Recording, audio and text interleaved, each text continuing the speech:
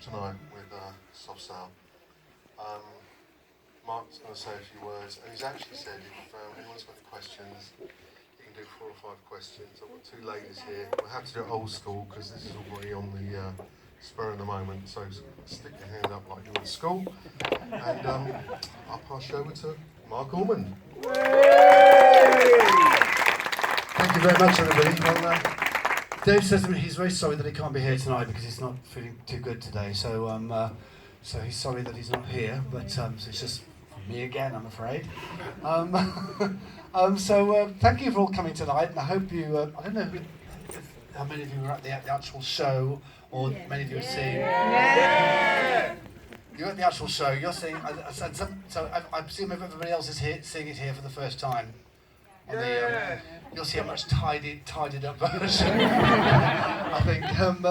It was when we thought of doing the show. It was just something that we hadn't planned at all, really, and it was just it just seemed a good opportunity because it was the 40 years celebration since Soft Cell first came into being, the genesis of Soft Cell, which was at the end of 1978, beginning of 1979, and the box set was coming out, and it just seemed like one of those things, those opportunities that seemed too good to miss. Really, it seemed to.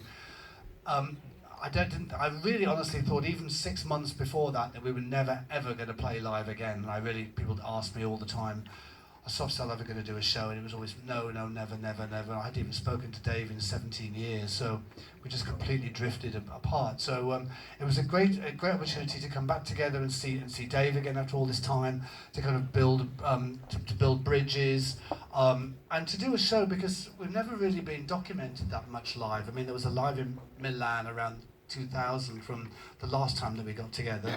There was never anything very much from the very early days.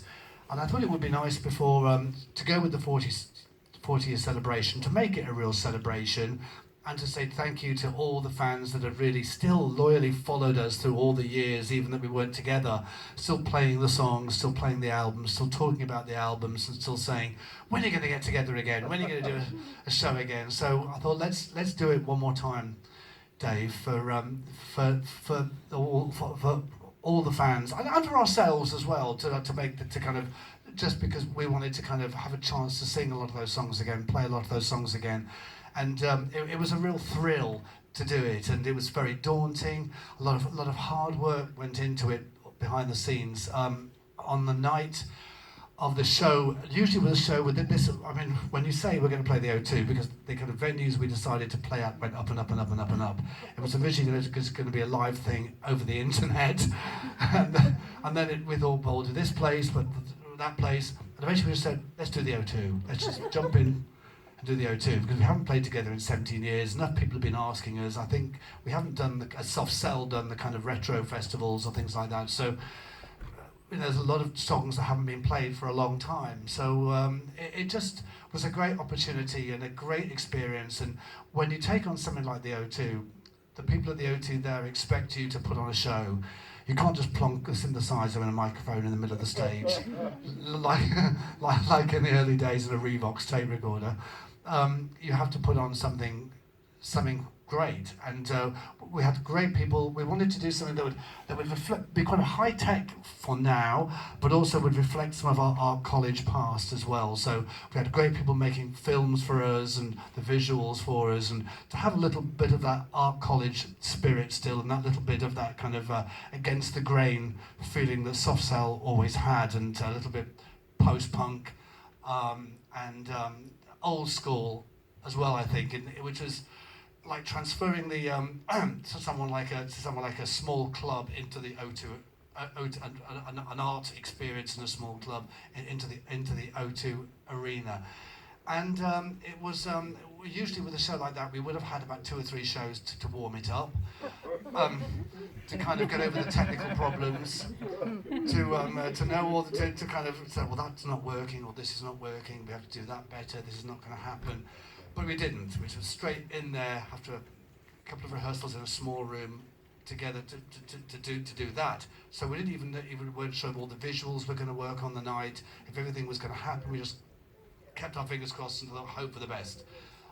So there was a few, if you were there that night, there was a few things that went a little bit wrong. But I think that was just very typical soft sell, and it was just, I mean, even if they hadn't have gone wrong, we probably just faked a few things anyway, just so it would be typical soft sell things, the curse, soft sell curse.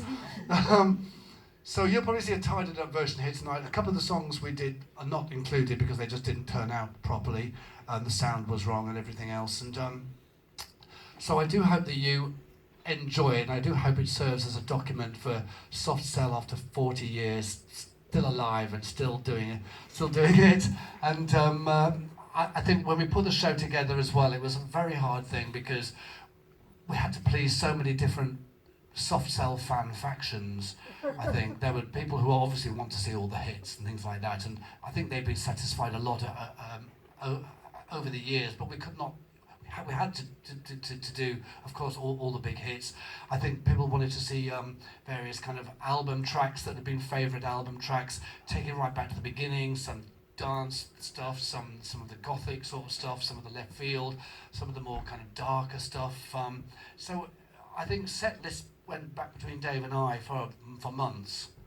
And we had the show down to about 3.5 hours at one point, and eventually became nearly 2.5 to 3 hours in the end, and we just made it in time because the O2 charge a very large curfew fee if you go over 10:30 on a Sunday. And I think we were like 1 minute away from 10:30. So we just made it. You can't imagine some of the problems that were happening backstage and various things. Some things didn't work, some things I had to change into something, couldn't get to the stage in time. I left my microphone going on saying, stop the stage, stop the music, stop the music. I can't get to the stage, stop the music. I think Dave kind of wandered off a couple of times thinking the show had finished, and then it hadn't. I've got more songs to do, and I think the hydraulics didn't kind of work properly and various things, and but it was all, we had a lot of fun, I think, doing it, and I hope everybody that was there did too. It was a magical moment when we did Sailor, Wave Goodbye, and everybody lit their mobile phones. I think it was one of the greatest moments of my whole 40-year career, really. So I think you can't really top that. I can probably say there won't be another Soft Cell live show. This is it, really, unless somebody comes up with something bigger. Then it might be considered. Then it might consider something. But this really has to be the last document of Soft Cell live. Probably. But Soft Cell has always been an open story and an open book. Dave and I have never ever really officially split up, ever. Even back in the early days, it was always taking a break that became 17 years, and then another break that became another 17 years. So we have been swapping some tunes together and some lyrics together, so let's see what might happen or not, as the case may be. But if any of you would like to ask some questions or ask me anything, I'd be happy to answer them. Fantastic concert. Okay. In concerts that I've been, I could only compare the atmosphere to start to see Bowie It was special. It was that special. And when you said about Say Hello, Wave Goodbye, I mean, it's great that as we were on the top floor right back. Yeah. It was fine. It was great. You can still get the atmosphere. We're going down 5 flights of staircase. Somebody broke out to Say Hello, Wave Goodbye, and you had the whole staircase singing it as we were going out. Yeah. I don't know if you were aware of that, but that was a magic moment just coming out, and of course everybody knows the words. That was an incredible moment. I mean, for me on stage, it was a very different experience because I had a lot to keep my head together for, and I think my monitors got moved a bit before the show started, and I had problems with my sound, hearing where we were in some of the songs occasionally. The stage was arranged in such a way that the singers couldn't get on the stage at one point. There was like enough equipment for Jodrell Bank going on behind there. It was being filmed. There was cinema equipment, live recording equipment, BBC equipment, our kind of various techniques and the stuff for the visuals and things. There was so much equipment going on. There were banks of people with headphones on and things like that. It was a very, very crazy night. So for me on stage, it was like trying to keep my head together and trying to...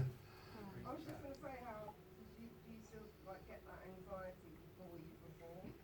Yeah, always. I was going in the O2. You know, it was like, and then, you know, well, I think when you start to go up on that hydraulic, you know, and you can't get a sense of it really because you're quite away from the audience usually. So, in a way, you're kind of in your own space. Yeah, absolutely. I mean, we thought that it would, when we first plunged into being the O2, I thought, well, we might get about 3,000 or 5,000 down the front if we're really lucky, and that would be really good. And we had to do some to say what would we break even on, what would we do.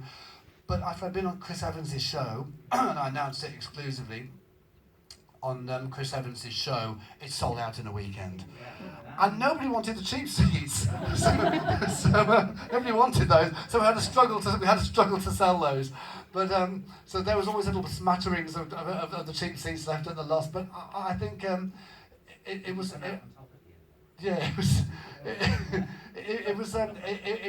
amazing. I think I was just relieved, to be quite honest, when it had sold so well, and I think the love from everybody in the crowd, you could certainly feel that. And there's the, oh yeah, and as the show went on, I got more and more feeling from the audience. I could see the audience were just coming up to the stage really. That's it. That's the time. That's the one time. I said I can't do Sex Dwarf anymore, but I'll do it this one more time. So that was the moment. That was the moment that Sex Dwarf. I can't say. Who knows? Sex Dwarf might happen again. I did enjoy doing it. I have to tell you that. I did enjoy doing Sex Dwarf, so Sex Dwarf may make an appearance at something or other sometime. I don't know, just for the sheer fun of me doing it. Yeah. Well, I did do it in. I did a little party in LA earlier in the year, and I did it there actually, and I was very surprised when a vertically challenged person was crawling between my legs. So, any more questions? Did you know the pyrotechnics were going to be that hot? No. Oh, yeah. I didn't know what to expect. It was very, very hot. Yeah. I thought, oh my, We were in the audience and we were like, yeah, oh it was. my God, it must be on fire. It was extremely, very, very hot. Well, I can tell you that at the beginning of Martin, actually, we did plan. I can tell you this now, but we did plan. There was going to be six guys were going to come on stage with me at the beginning of Martin, hooded guys with flaming torches, and there was a huge gap with flaming torches. There was a huge gap. People all there down by the side of the stage with the lights and with the torches, trying to light the torches. And I was going, "Don't start the music! Don't start the music!"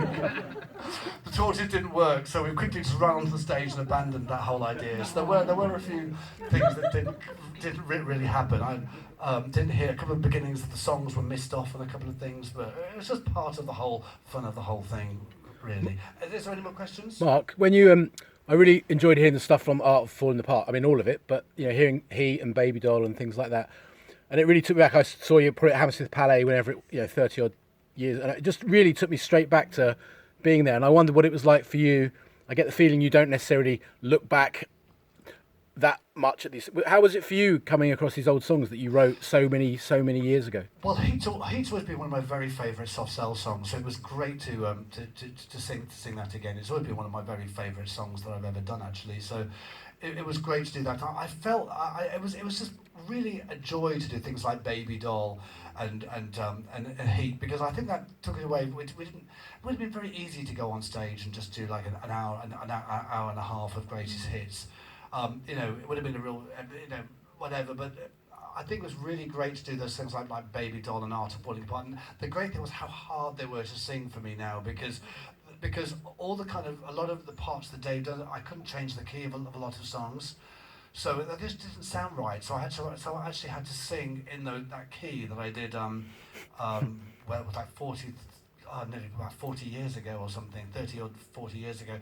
So they were incredibly hard songs. Art of Falling Apart, incredibly difficult.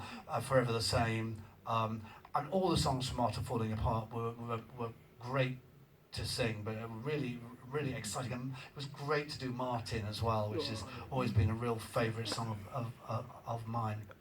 A last question now. Can I ask you, Mark? Oh, thank you. Well, thank you for enjoying the music. It was funny because after seeing Martin actually on DVD, the original film, and like sort of during the film, I picked up noises that were used. We did. We sang. It's amazing. We didn't get into trouble for that actually. Yeah. Oh, that noise came from there. Brilliant. Yeah.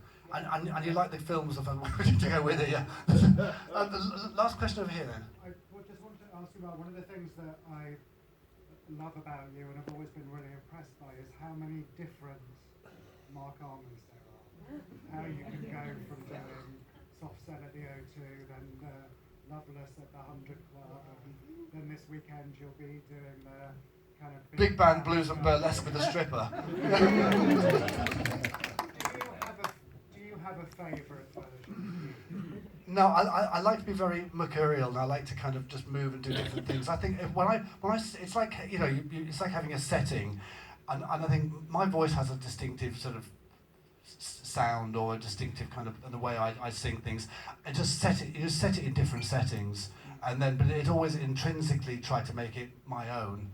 Whatever I do, so whenever I move, so I might be doing Jules and a big band one day. I might be doing something like the Loveless. Look out for Christmas. It's going to be a loveless Christmas. So yeah, so I just love to just move around and do all those different things.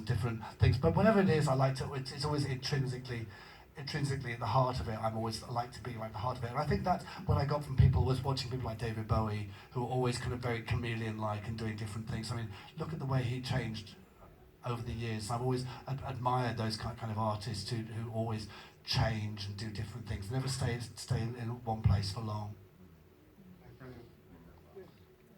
One last one I can go. That I have to leave it to the thing.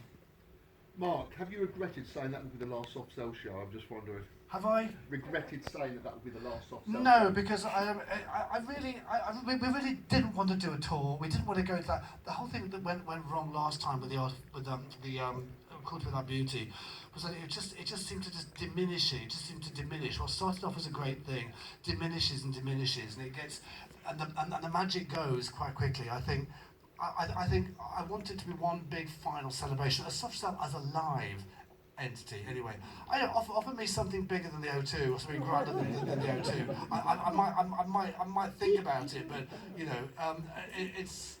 You can't get. How can I top that really with Soft Cell?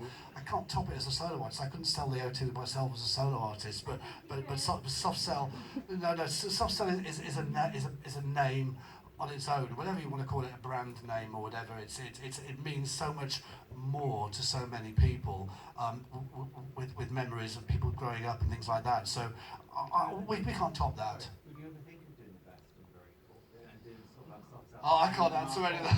I'd like to keep on my thoughts, so I can't. I mean that's sort of like, that would be amazing.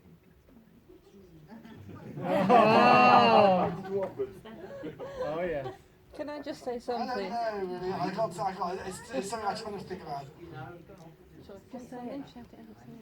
Yeah, but then they'll stick you on the retro act on the Sunday afternoon. You could be the legend act. One last question. Well, that's part of the open story. Let's see what happens in the continuing story, whether it's a closed chapter, a final chapter, or whether anything else happens in the future. But we are swapping tunes and lyrics together at the moment. So. Thank you, guys. Can I just say Thank you very much, everybody. Please enjoy it. Hope you enjoyed it. Hope you enjoy it.